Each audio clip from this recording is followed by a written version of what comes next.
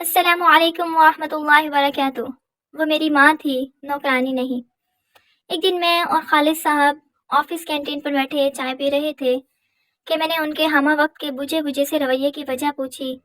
وہ کہنے لگے، مجھے آج مرے ہوئے 3 سال ہو گئے۔ میں نے نظریں اٹھا کر ان کی آنکھوں میں دیکھا، جہاں اس جملے کے ساتھ ہی دنیا بھر کی نقابت اتر آئی تھی۔ پھر کہنے لگے، میں ہمیشہ سے بدتمیز رہا ہوں۔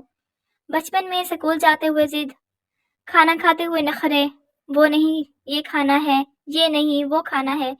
مجھے نہیں یاد کہ 5ویں کلاس تک میں نے اپنے ہاتھ سے نہایا، کھانا کھایا، کپڑے پہنے یا جوتوں کے تسمے بند کیے ہوں۔ باپ کا تو مجھے صرف نام ہی ملا، نہ کبھی اس کی صورت دیکھی اور نہ پیار۔ بھائی کا سہارا کیا ہوتا ہے اور بہن کی محبت کیا ہوتی ہے کچھ معلوم نہیں۔ پرائمری، مڈل اور پھر میٹرک تک یہی عادت رہی کہ رات کو سونے سے پہلے کتابیں، کاپیاں، بستہ بس تمام چیزیں ادھر ادھر بکھری چھوڑ کر سو جاتا تھا، مگر صبح آنکھ کھولتے ہی دیکھتا کہ تمام چیزیں بہت سلیقے سے بستے میں پڑی ہیں اور بستہ بڑی نفاست سے میز پر پڑا ہے۔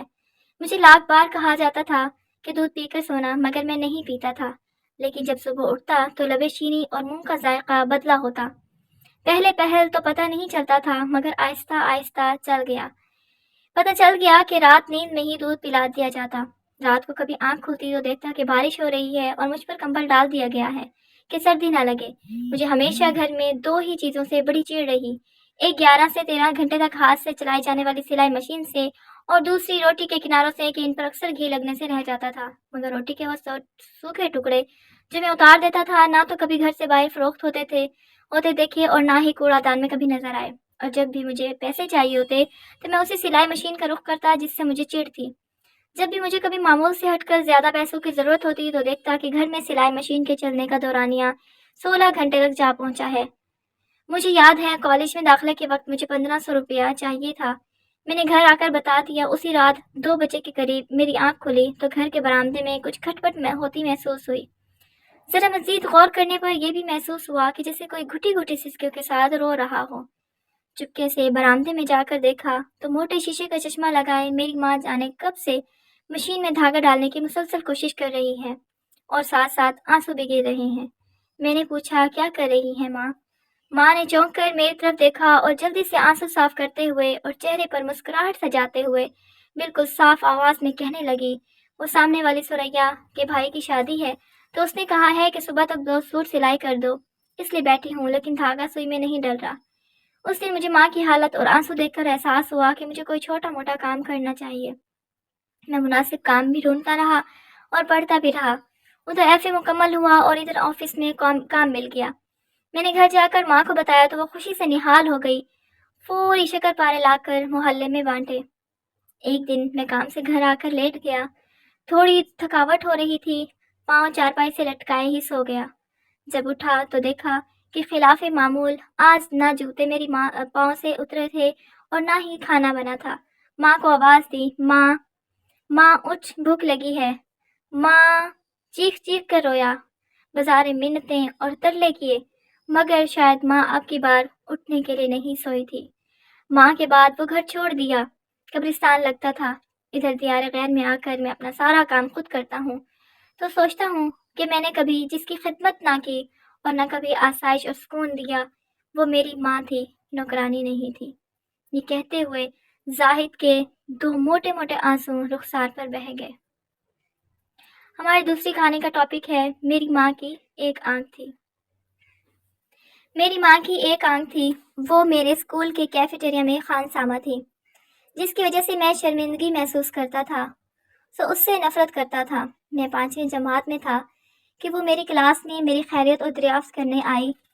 میں بہت تلملایا کہ اس کو مجھے اس طرح شرمندہ کرنے کی جرت کیسے ہوئی۔ اس واقعے کے بعد میں اس کی طرف لاپرواہی برتتا رہا اور اسے حقارت کی نظروں سے دیکھتا رہا۔ اگلے روز ایک ہم جماعت نے مجھ سے کہا، اوہ، تمہاری ماں کی صرف ایک آنکھ ہے۔ اس وقت میرا جی چاہا کہ میں زمین کے نیچے دھنس جاؤں اور میں نے ماں سے علیحدگی کا فیصلہ کر لیا۔ میں نے جا کر ماں سے کہا، میں تمہاری وجہ سے اسکول میں مذاق بنا ہوں، تم میری جان کیوں نہیں چھوڑ دیتی؟ لیکن اس نے کوئی جواب نہیں دیا۔ مجھے نہیں معلوم تھا کہ میں کیا کہہ رہا ہوں۔ میں ماں کے رد عمل کا احساس کیے بغیر شہر چھوڑ کر چلا گیا۔ میں محنت کے ساتھ پڑھتا رہا۔ مجھے کسی غیر ملک میں تعلیم حاصل وظیفے کے لیے وظیفہ مل گیا۔ تعلیم مکمل کرنے کے بعد میں نے اسی ملک میں ملازمت اختیار کی اور شادی کر کے رہنے لگا۔ ایک دن میری ماں ہمیں ملنے آ گئی۔ اسے میری شادی اور باپ بننے کا علم نہ تھا۔ وہ دروازے کے باہر کھڑی رہی اور میرے بچے اس کا مذاق اڑاتے رہے۔ میں ماں پر چیخا، تم نے یہاں آ کر میرے بچوں کو ڈرانے کی جرت کیسے کی؟ بڑے آہستگی سے اس نے کہا، معافی چاہتی ہوں، میں غلط جگہ پر آ گئی ہوں، اور وہ چلی گئی۔ ایک دن مجھے اپنے بچپن کے شہر سے ایک مجلس میں شمولیت کا دعوت نامہ ملا جو میرے اسکول میں پڑھے بچوں کی پرانی یادوں کے سلسلے میں تھا۔ میں نے اپنی بیوی سے جھوٹ بولا کہ میں دفتر کے کام سے جا رہا ہوں۔ اسکول میں اس مجلس کے بعد میرا جی چاہا کہ میں اس مکان کو دیکھوں جہاں میں پیدا ہوا اور اپنا بچپن گزارا۔ مجھے ہمارے پرانے ہمسائے نے بتایا کہ میری ماں مر چکی ہے، جس کا مجھے کوئی افسوس نہ ہوا۔